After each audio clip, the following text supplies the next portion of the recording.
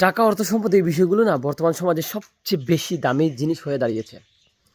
আমাদের সমাজে কিছু লোক রয়েছে যারা মানুষের কাজ করতে যেত, কিন্তু তাদের আল্লাহ টাকা পয়সাওয়ালা বানিয়ে দিয়েছে। আমি তাদের অবহেলা করছি না, তাদের অবস্থানকে অবহেলা করছি না, অসম্মানিত করতেছি না। কিন্তু বিষয়টা হচ্ছে এমন, এই অর্থ সম্পদের জন্য তাদের অবস্থান না, তাদের সম্মান সব কিছু একদম টোটালি মাটি থেকে আকাশে উঠে যায়।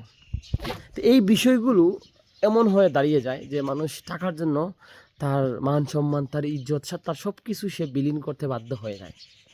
কারণ কি? কারণ টাকা হলে তার অটোমেটিকলি তার সম্মান বেড়ে যায়, মানুষ তাকে তেল মারতে থাকে। তো একটা জিনিস মাথায় সবার রাখা উচিত, অর্থ সম্পদ যে মানুষের শুধু সম্মান বাড়ায় তা না।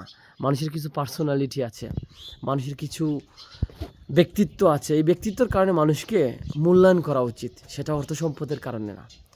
এই বিষয়গুলো সবাই মাথায় রাখবেন।